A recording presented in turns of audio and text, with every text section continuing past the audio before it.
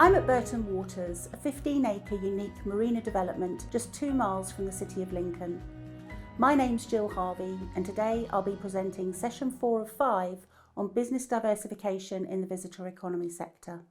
So in this session, we're looking at vertical diversification.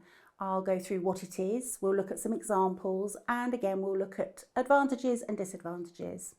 So vertical diversification is essentially expanding either forwards or backwards along the production or service cycle. I'll show you some examples in a second. But it's popular in industries where a business is heavily reliant upon its suppliers and where there's an unreliable supply chain and/or competitive markets where increased market share can be gained through forward or backward expansion. So there are different options with this. You can develop new products or services in-house, but generally speaking, a business will acquire a business that has the capabilities for this. Now, in a hotel, there's a very famous example, Premier Inn.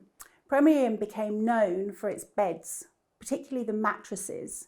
Now, Premier Inn is a hotel chain. It provides accommodation, it provides food, sometimes it will have a bar, but it also now sells mattresses that it's become famous for.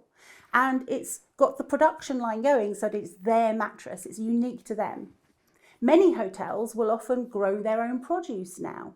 Some will have beehives and they'll grow their own jam and honey, and not just for using in their cooking, but they will sell this.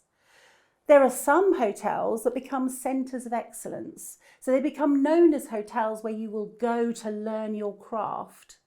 And there are other hotels that are really looking at how they can maximise the use of energy, so it's energy efficiency.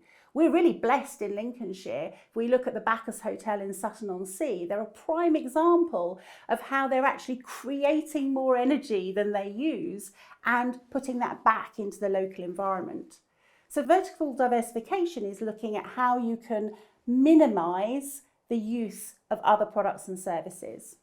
Similarly, in restaurants, you may have an area where you can grow your own herbs or produce. You may have beehives where you can produce honey, whether it's for your own cookery or you can sell it, or you might even become a centre of excellence for chefs. You might start a chef's training programme and become known for that. Bars are very similar. If you produce your own craft beers, can you get into growing the hops for that? Can you actually link with somebody so that you're not reliant upon the service? Or if you make your own gin, can you grow your own berries or the other produce that goes into giving gin its flavours? Visitor attractions, again, visitor attractions now are looking at breeding programs so that it makes it another option for them. They've got a breeding program that they can link with other visitor attractions. They again can grow produce. They can again look at electricity. How can they generate their own electricity? And even events organisers, they can bring in, they can have creative people in-house. Event organisers often need to store a lot of their props and products, and they will often hire these spaces out. Well, what about if they had their own warehouses and suddenly logistics and storage became a product that they not only eased their own service, but they could then sell on to their clients?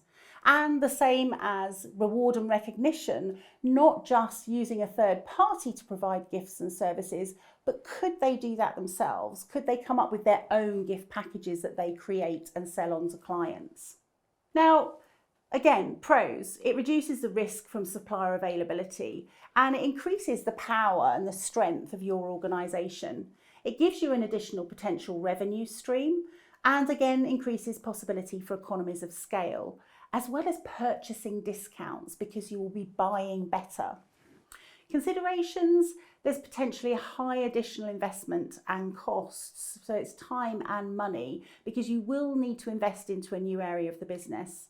Likelihood is you'll need slightly different skill sets, a little bit of different knowledge, although you'll have some of that because you're already in that line of business. You'll need to know about it because you're buying it. And also, just remember, different industries tend to have different norms and cultures, and you need to think about how that could impact your current business. For example, the logistics culture in an event management is very different to the logistics culture in warehousing.